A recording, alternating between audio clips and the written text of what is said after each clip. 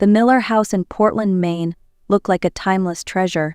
Its tall windows reflected the morning light, the brick walls held decades of memories, and the wooden staircase carried the weight of countless footsteps. Caroline Miller, 38 years old, paused for a moment at the kitchen counter, listening to the creak of the hallway floorboards above her.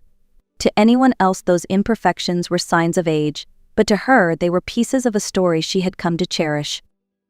"Mommy, look, the clouds are making animals," 6-year-old Sophie called from the living room window, her small hands pressed against the glass as if she could reach the sky itself. Caroline smiled. Sophie's imagination was like a stream that never stopped flowing.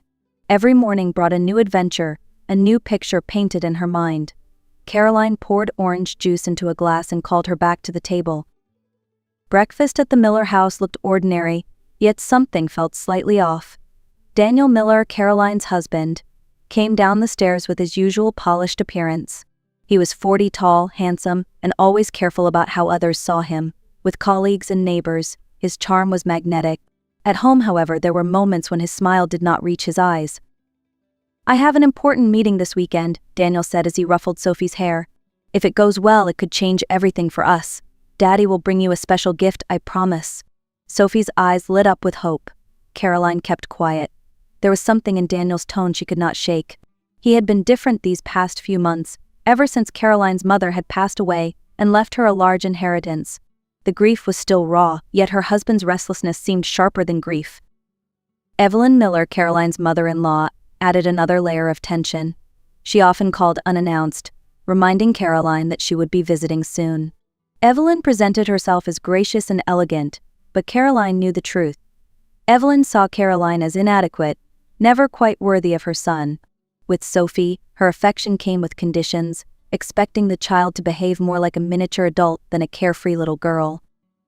That morning carried all of these unspoken threads.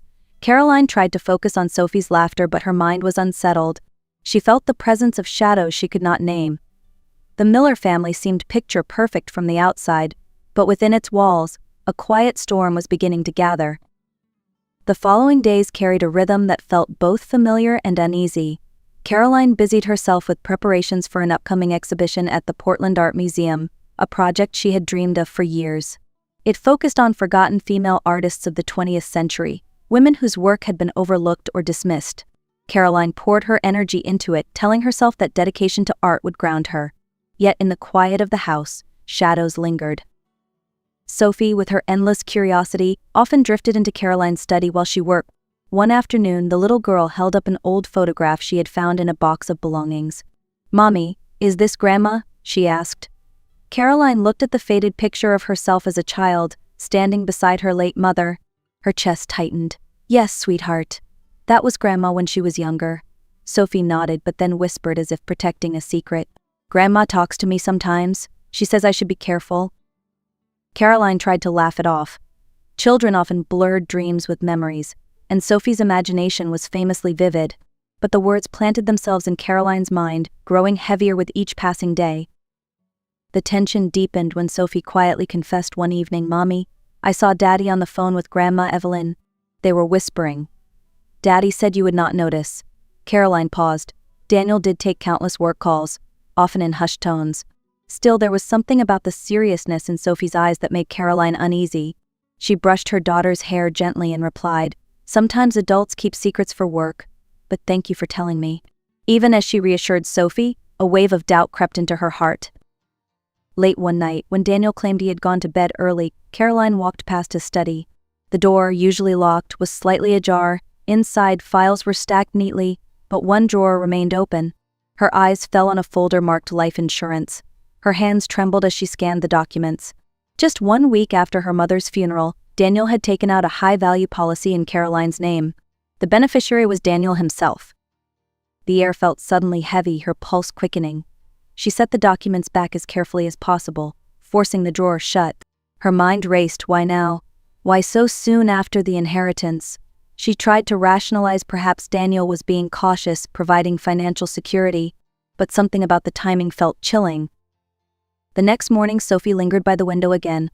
"Mommy, I dreamed about the basement," she whispered. Caroline froze. The old servant's basement, sealed off decades ago, had only been mentioned once in the property report. She had never spoken of it to Sophie. "What basement?" Caroline asked cautiously. "The one with a secret room. It's for hiding when bad people come," Sophie answered with complete seriousness. Caroline forced a smile, but her chest tightened. Dreams or warnings? The line between the two was becoming dangerously thin. Friday evening arrived with a heaviness that clung to the walls.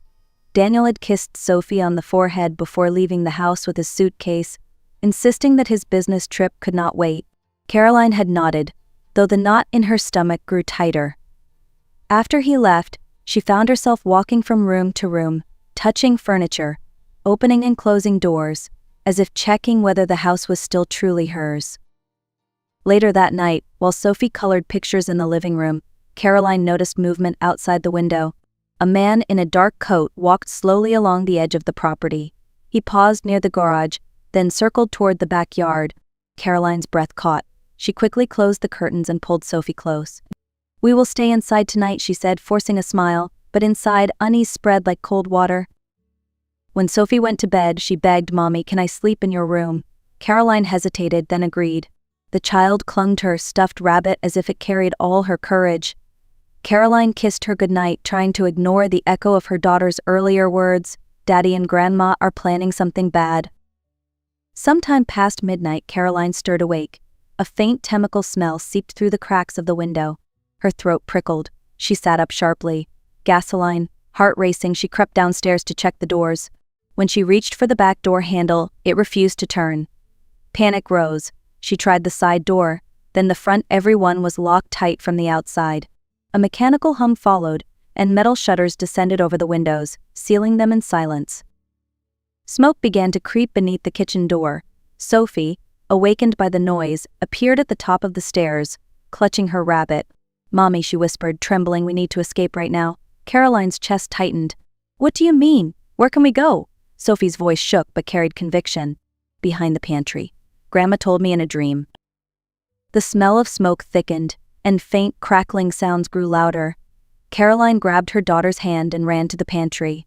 At first glance, it was just a small closet filled with shelves of canned goods and flour jars. Sophie pushed aside the lower shelf and pointed. "Here." Caroline knelt and found a wooden panel. She pulled hard. It creaked open, revealing darkness. "Go, sweetheart," Caroline urged. Sophie crawled inside first, the stuffed rabbit tucked under her arm. Caroline followed, pulling the panel closed behind them. The narrow passage smelled of dust and earth, cobwebs brushing against their faces. Caroline's heart pounded as smoke seeped faintly into the tunnel. "Where does this lead?" she whispered. "To the garden shed," Sophie replied calmly. "Grandma showed me." They crouched and crawled through the darkness, guided only by a sliver of light far ahead. Behind them, a loud thud shook the walls, followed by the roar of fire-consuming wood. The heat seemed to chase them forward. Caroline whispered prayers under her breath, forcing her body to keep moving. Sophie never looked back, her small steps sure and determined. At last they reached a rusted door. Caroline shoved it open, and fresh air burst in. They emerged into the cool night inside the shed. Caroline lifted Sophie and stumbled out into the yard. Behind them, flames had already devoured the house. Black smoke twisted into the sky, and the glow of fire painted the neighborhood in a sinister red. Sirens wailed in the distance. Sophie tugged her mother's sleeve. "Mommy, let's go to Miss Barbara's house," she urged, naming the neighbor 2 doors down. Caroline held her close, her eyes filling with tears. "You saved us," she whispered. Sophie looked up, her gaze steady. Grandma was watching. She knew Daddy's plan. Caroline trembled at the words, but she did not argue. Holding Sophie tightly, she ran toward Barbara's porch. When the neighbor opened the door, Caroline and Sophie stood covered in soot, their faces pale with terror. "Please," Caroline gasped, "call the police. Daniel set the house on fire. He tried to kill us." Though almost impossible to believe, Barbara reached for the phone without hesitation. Outside, the blaze swallowed the home that once held their lives. By the time fire trucks arrived, the Miller home was beyond saving. Flames roared through the roof, and the structure groaned under the pressure of collapsing beams. Neighbors gathered at a distance, whispering in disbelief as firefighters battled the inferno. Caroline sat on Barbara's porch, holding Sophie close, both of them shivering despite the heat of the blaze. Her voice shook as she repeated to the officers what had happened. "This was not an accident. My husband planned this. He wanted us gone." The detective in charge, a gray-haired man named Lieutenant Harris, crouched down to her level. "Ma'am, that is a very serious accusation. Do you have anything that can support it?" Caroline pulled her phone from her pocket with trembling hands.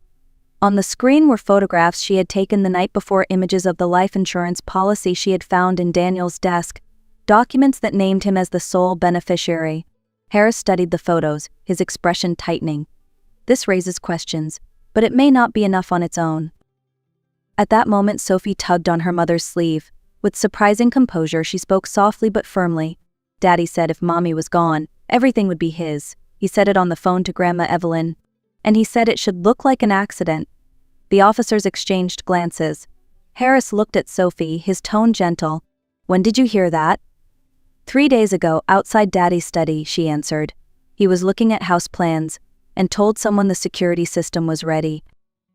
Hours later, investigators confirmed what Caroline and Sophie had described. Residue of gasoline was found around the property, poured deliberately at key points. Even more damning, the security system had been tampered with, allowing the windows and doors to be locked remotely. What had seemed like a frantic claim from a desperate wife was quickly becoming a credible case of attempted murder. Detectives began searching for Daniel. His supposed business trip unraveled immediately. Co-workers at his investment firm testified that no meeting had been scheduled.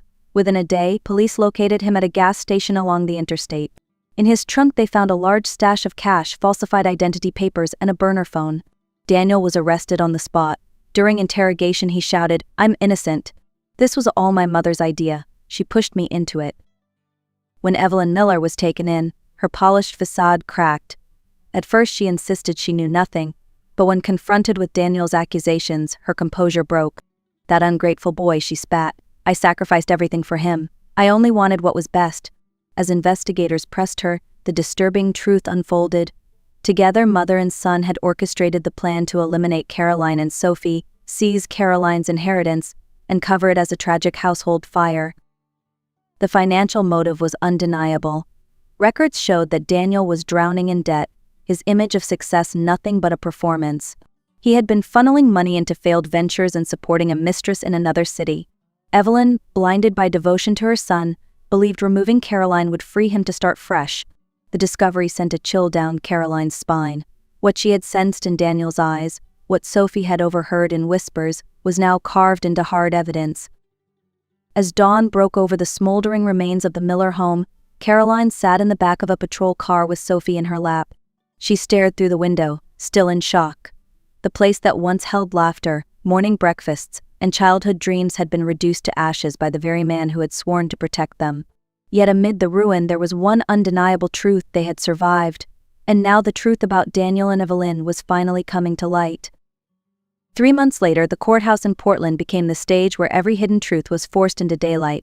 Caroline sat on the wooden bench, her hands clasped tightly together. Beside her, Sophie swung her legs nervously but kept her chin high. The courtroom buzzed with reporters, neighbors, and curious onlookers. Everyone wanted to hear how a respected businessman and his elegant mother could be accused of such a crime. The prosecution laid out the evidence piece by piece. Photographs of the tampered security system. Reports confirming gasoline had been poured strategically throughout the Miller home. Phone records showing repeated calls between Daniel and Evelyn during the weeks leading up to the fire. The prosecutor spoke with measured clarity. The defendant, Daniel Miller, intended to murder his wife and daughter in order to claim her inheritance. This was not a crime of passion. This was calculated, deliberate, and cold. Daniel's defense attorney tried to shift the blame. At first, they argued that Daniel's mental state had deteriorated under financial pressure. When that failed to gain sympathy, Daniel turned against his mother. "She manipulated me," he declared from the stand. "Evelyn Miller has always controlled my life. This was her plan, not mine." The courtroom stirred, but Evelyn's reaction silenced the room. Rising to her feet, her voice cracked with fury. "Do not dare put this on me, Daniel. I did everything for you. I carried out your wishes because I thought you deserved better than her." Her confession shocked even her own attorney. But the most unforgettable moment came when Sophie was called to testify. The 6-year-old walked to the witness stand, holding her stuffed rabbit. The bailiff swore her in gently, and the room seemed to hold its breath. Sophie's voice was small but steady. She told the jury how she had overheard her father on the phone with her grandmother. She repeated his words, "If Caroline is gone, everything will be mine. We just need to make it look like an accident." She described the old house plans her father had studied and how she had found the hidden passage because her grandmother, Caroline's late mother, had told her in a dream. The prosecutor asked softly, "Sophie, when you say grandma, which one do you mean?" Sophie pointed at Caroline. "Mommy's mommy.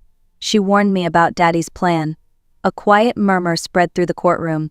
It was not evidence in the traditional sense, but it was the kind of truth only a child could carry, clear, fearless, and impossible to ignore. When Sophie stepped down, tears filled Caroline's eyes. She knew her daughter's courage had carried more weight than any document. In the end, the jury returned guilty verdicts for both Daniel and Evelyn. Daniel was sentenced to 15 years in prison for attempted murder and arson. Evelyn received 8 years for conspiracy. Justice, though painful, had been served. 6 months later, autumn leaves drifted across the yard of a small cottage on the edge of Portland. The home was modest compared to the Miller family's old estate, but for Caroline and Sophie, it was a sanctuary. Warm light spilled from the windows each evening, and the scent of apple pie often lingered in the kitchen. What mattered was not size or grandeur, but safety and peace. Caroline had returned to her work at the museum, slowly regaining her rhythm. Her new project, a foundation to support young female artists, had taken root. She named it the Second Light Foundation, a tribute to the idea that life could offer another chance to shine after darkness.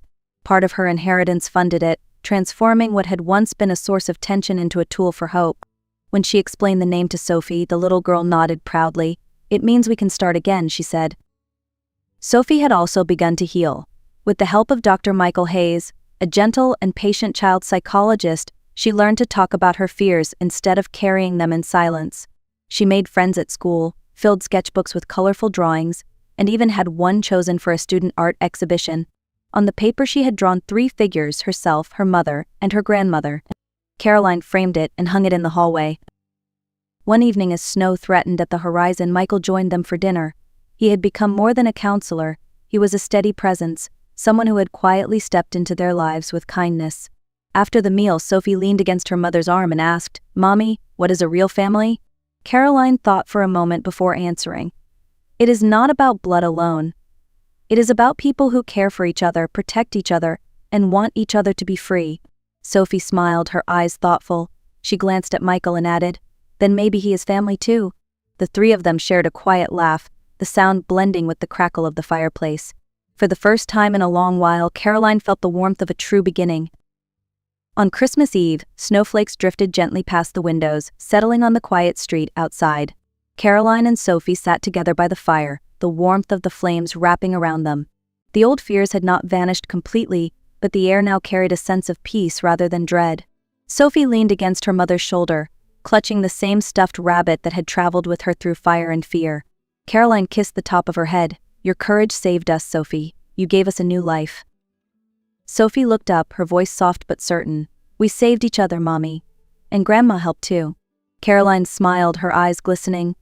Perhaps her mother's love really had lingered beyond the grave, guiding them through the darkest night. Perhaps it was simply the power of memory. Either way, Caroline believed it had carried them when she had nearly lost all strength. As the fire crackled, Caroline reflected on what had unfolded. She had learned that trust is not blind, and family is not defined by blood alone. True family is found in the people who stand with you in your most fragile moments, who protect rather than betray, who heal rather than harm. It is in a daughter's courage, in a friend's steady hand, in the quiet promise of a safer tomorrow. To everyone listening, hold close those who love you honestly, and do not ignore the quiet instincts that whisper when something feels wrong. They may save your life. If this story touched you, please like this video, share it with someone who may need to hear it, and comment your thoughts below. And do not forget to subscribe to The Art of Revenge for more stories of resilience, betrayal, and the strength to begin again. Your support helps keep these voices alive, reminding us all that even in darkness there can be a second light.